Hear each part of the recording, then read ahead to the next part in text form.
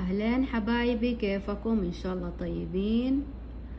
اليوم هعمل محشي بطريقتي، سهل وبسيط وإن شاء الله يناسبكم.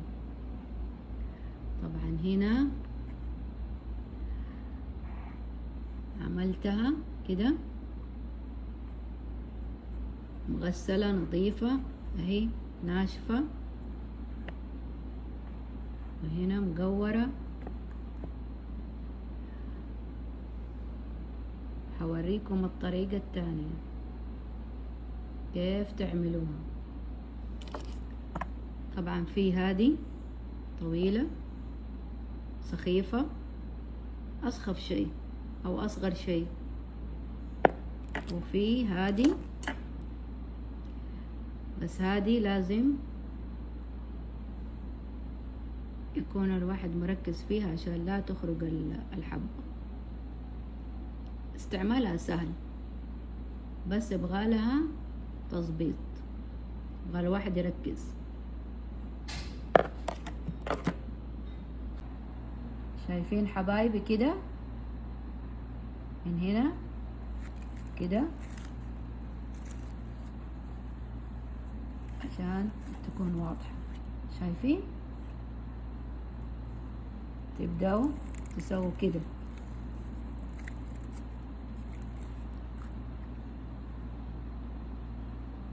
شوية شوية وكده.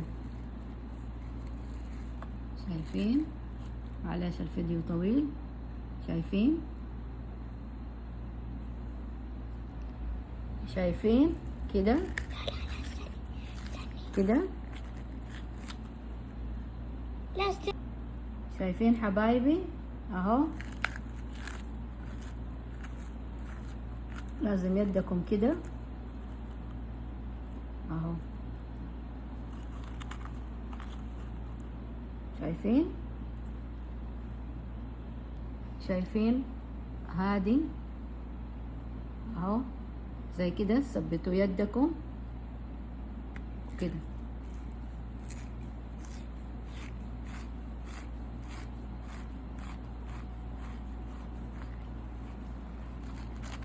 وطلعوها. شايفين كيف سهلة وبسيطة؟ وهنا حبايبي رز مصري مع رز تاني، ممكن رز واحد حسب ما انتوا تحبوا. طبعا هذا المحشي بطريقتي انا، كل واحد حر في المحشي حقه.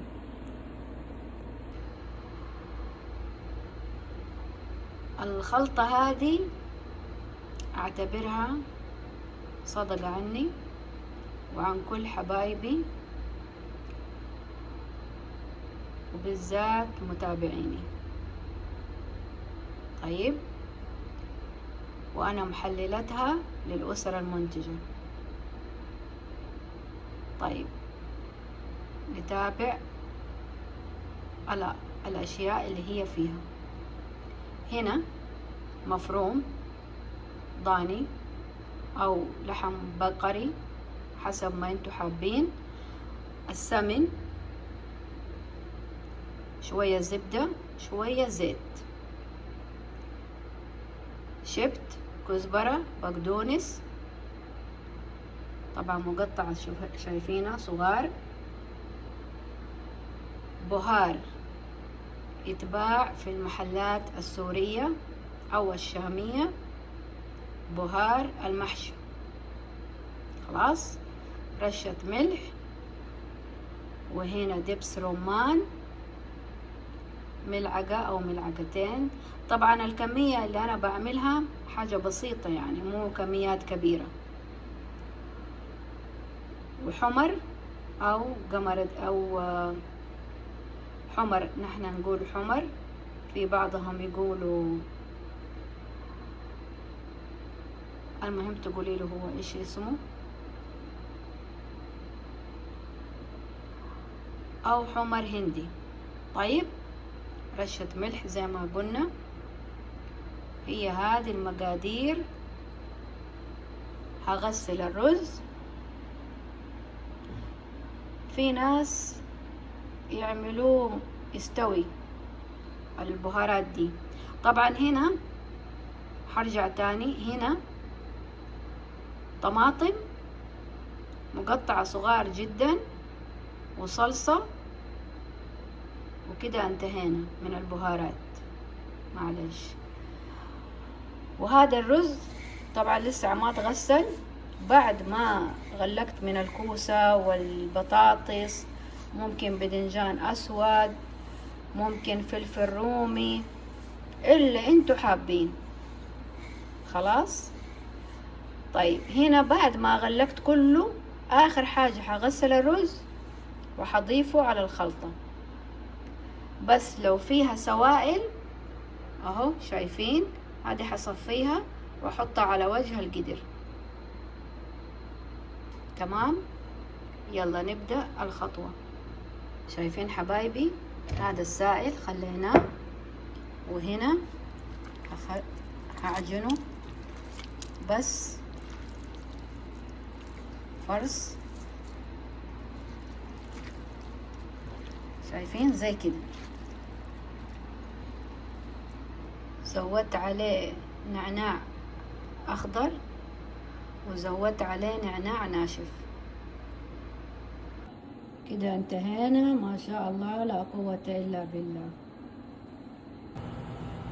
شايفين حبايبي، هنا سويت شرايح بصل، حطيت السمن والزبدة حقتي، وكده حقلبها. شايفين تقليبة بسيطة، وبعدين حشوف الطريق التاني. ما شاء الله لا قوة الا بالله. كده البطاطس الصغار حطيتها، قرنين فلفل حار ضفتها، والخلطة عبارة عن ماجي خليته بموية حارة، وصلصة،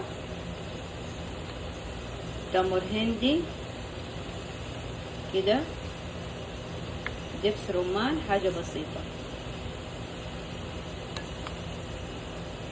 شايفين كيف القوام؟ هضيفه عليه. شايفين كده الوجه عشان ياخد المرقة. شايفين؟ هنا السر، موية حارة. شايفين فين بصبها؟ في الجنب، مو في النص، في الجنب. اشوف معيارها كده كويس. اضيف كمان. شايفين؟ من واحد جنب. ليه من واحد جنب؟ عشان الصلصة ما يكون جهة فيه جهة ما في، ما حقدر اقلبه.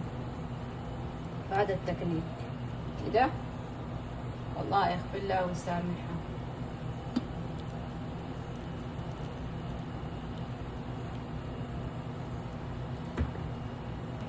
ما شاء الله لا قوة الا بالله. النار هادية، مو عالية، وسط، الين يبدأ تفور. هرخي النار همسة عليه. بالهنا والعافية علينا وعليكم.